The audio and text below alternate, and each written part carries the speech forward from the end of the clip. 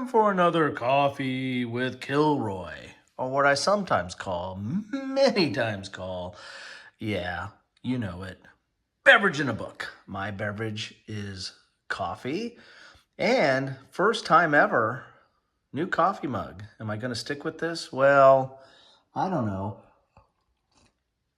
But since this is the week of Christmas, I decided to, have a little bit of joy.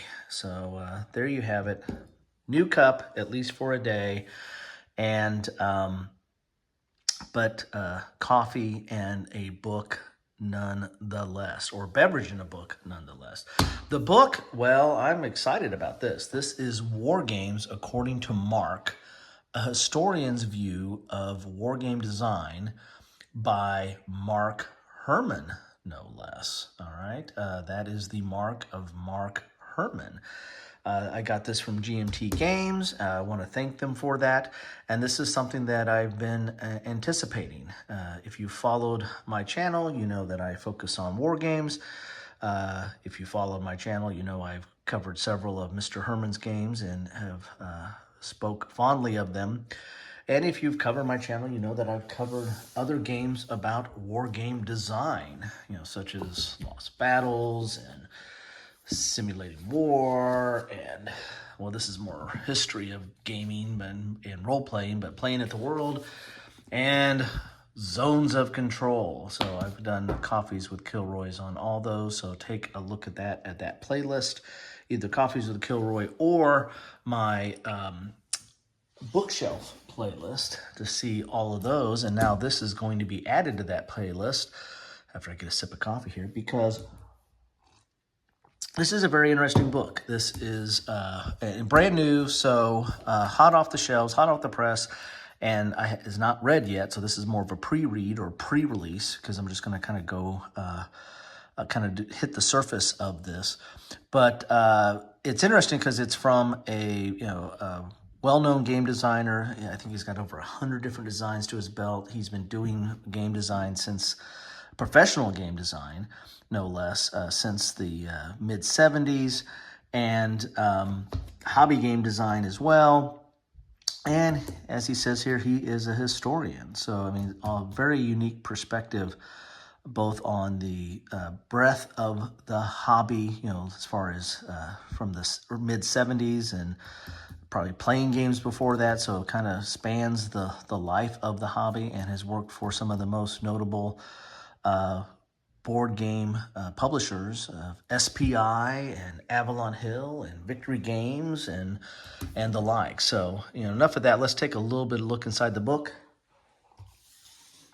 and see what we have in store for us. So first of all, I gotta say, it's got a nice little bookmark there. So this is high quality stuff.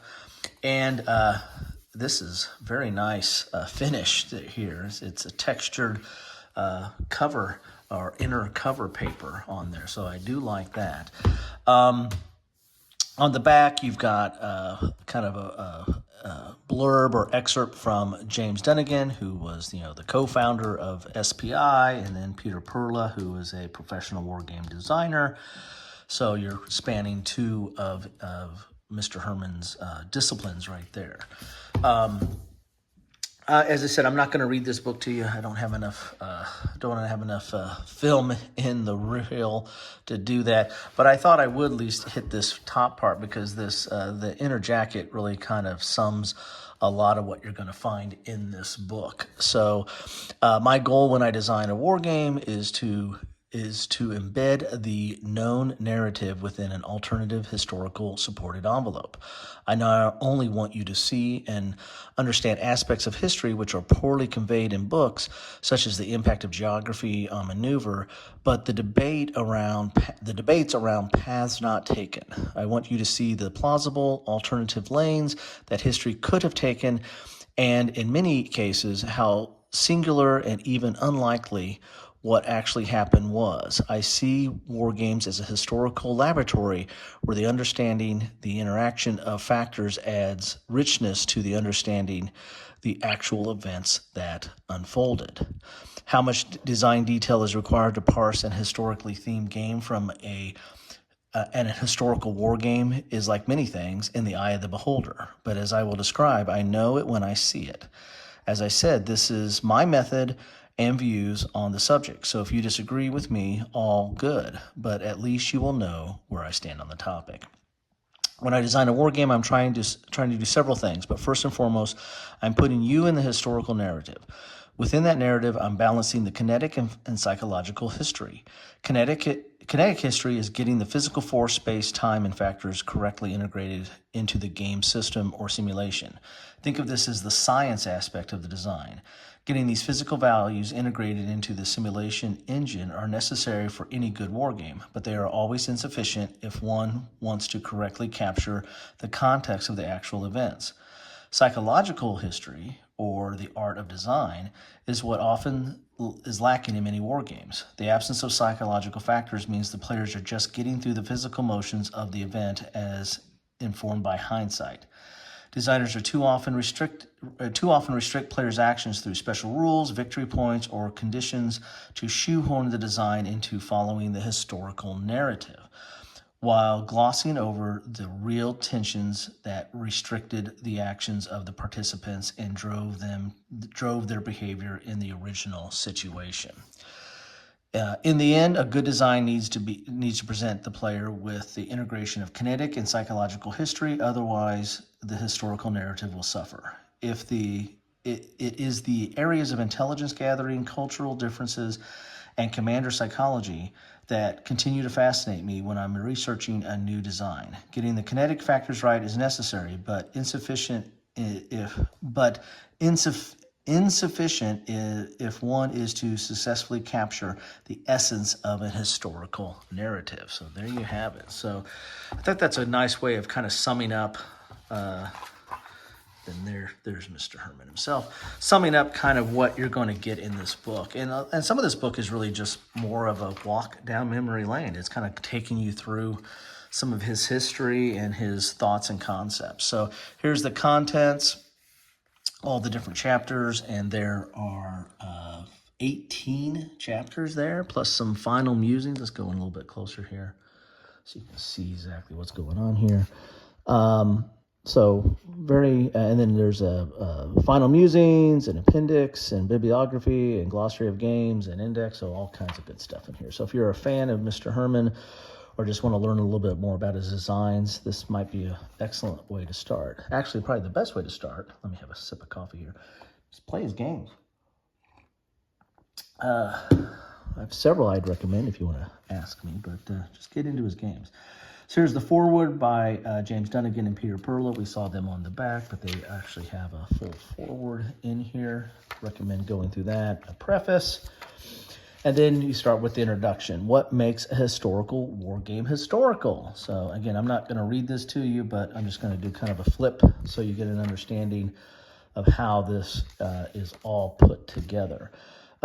Chapter 2, Living the Dream, talking about SBI Apprentice from 76 to 78. So now we're going to get into kind of his journey on this path of war game design here. And here's where he was at victory games and the like. And get a lot of full color pictures in here of some of his designs, box covers, and some aspects of his designs. And there's going to be some CRTs in here.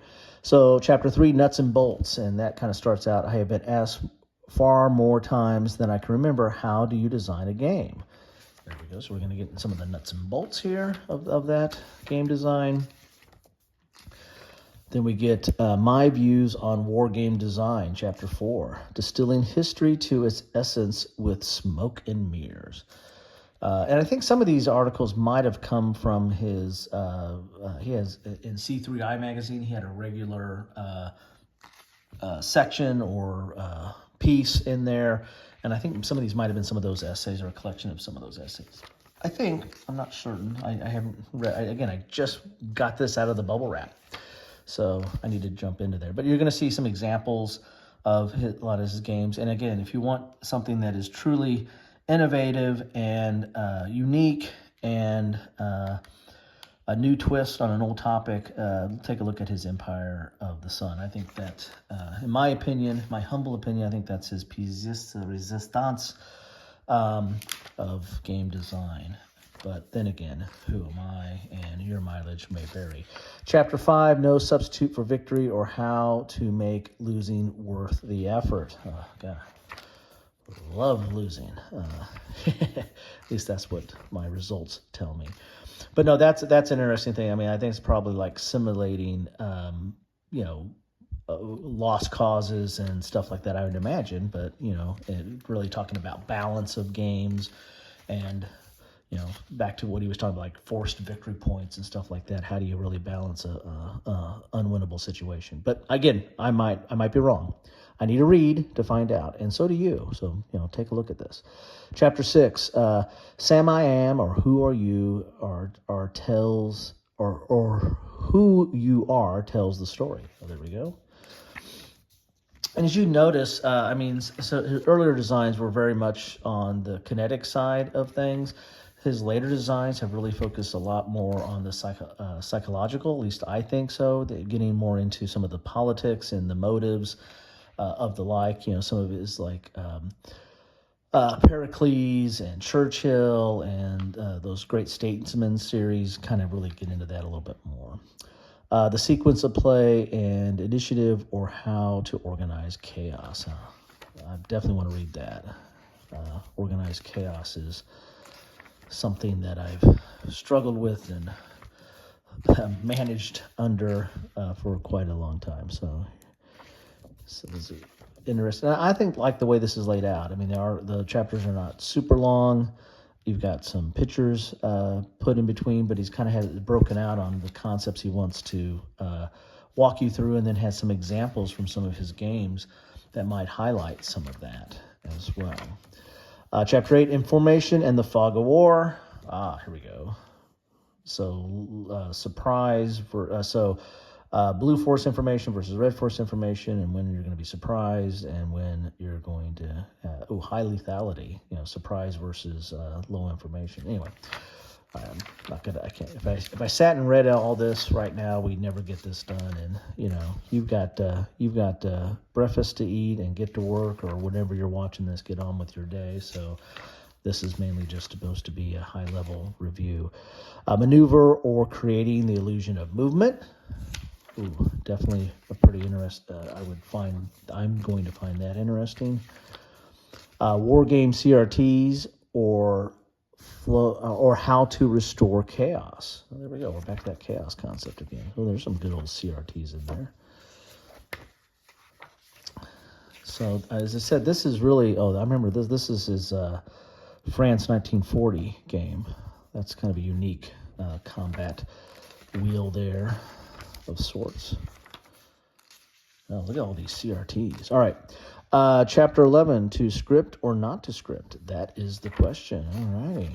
So, sometimes war games can be, especially historical, that's to try to stick with the historical narrative, could be on what some people call being on a rail. So it's kind of on a path, and you're along for the ride, and it doesn't give you much agency in your decisions. So that chapter might be about that. Designing unbalanced games, or how to create strategic surprise. There we go. Very nice. And again, there's subsections in each one of these. And again, every chapter looks like it's got some full color examples. Churchill and multiplayer design. All right, now we're getting to some of his more modern stuff here. I do like those great statesman's games. I've covered a few of those and have more to cover. I own several and played, but have not done videos on all of it. Chapter 14, Alexander Hamilton inspires political military design. Ooh, okay. All right. Need to read up on that. Looks like he's referencing to Pericles here. I think that was like the first of the Great Statesman series. Very interesting design. Chapter 15, take me to your leader, or does it have a bot? Okay. Oh, and then he started getting into some AI or card-driven solitaire system, like with Empire of the Sun. And I think he's gotten into that in some of his other designs as well. That's all the craze these days, Some of us old fogies just used to play these games two-handed to the best of our ability, but now we got bots that we can rely upon. and blame for our losses. Chapter 16, 15th century BC Greece. Okay, well, we're going to get into Pericles again here. He's got 2 games on this topic. He's got Pericles, which is more the great statesman and has more of a political aspect to it. Then he's got another one where you flip sides. You start playing one side, and when you start doing too good on that side, you have to flip over and play the other side. So interesting concept there as well. Chapter 17, American Civil War. All righty. And his latest designs kind of have focused on that system. He came up with the design Gettysburg that he also took to Napoleonics, and now he's come back with Rebel Fury with the same kind of design system. So probably going to talk about that a little bit there. Pacific War, his redo of Pacific War, classic game, monster game, and then it's been reprinted by GMT and updated of sorts. But I don't think it's really a redesign, more of an update. I don't have that, so I need maybe GMT. Are you listening? All right. So final musings, and of course talking about his kids here, his legacy, his grandkids, some of his beginnings of the card-driven games. Has quite a few of those, and kind of. I don't know if he was the first card-driven game, but definitely the one who has kind of honed it and made it what it is today. So maybe that's what that's talking about. Maybe, just maybe. Alrighty, I've got a lot in here. These are all just final musings. Ooh, there's a little bit of coin action going on there. So this is his Vietnam, Fire in the Lake. I've played that, and there's an expansion to that. And a solo bot to that. So here you go. I'm just kind of blazing through this. So this is talking about some of his game designs here. That's cool. It's kind of giving me the background to it. So if you don't have it and don't have his designer notes, now you've got a different way to get at some of this behind-the-scenes stuff here. And I'm going a lot longer than I expected, but there's a lot in this book. So there you have it, bibliography, and there's the rest. All right, so that is Wargames according to Mark. Sorry this went so long, but I really want to get into this. In fact, I just kind of want to stop this tape now, put on another pot of coffee, and get through this bad boy, because this looks very interesting and very tasty. Anyway, that's what I have for you today. Thank you so much for stopping by. I'd love to know your thoughts on this or on any of Mr. Herman's designs. Or anything else you want to talk about in this war game space, because this is really a war game day to day with this kind of book. Just remember to keep it civil. And again, if I don't see you or talk to you before the Christmas and the New Year, have a happy and safe one. I truly mean that. I really appreciate you all for stopping by when you stop by. For however long you stay, I'm just happy I could spend a little bit of time with you. Anyway, thanks all. Take care.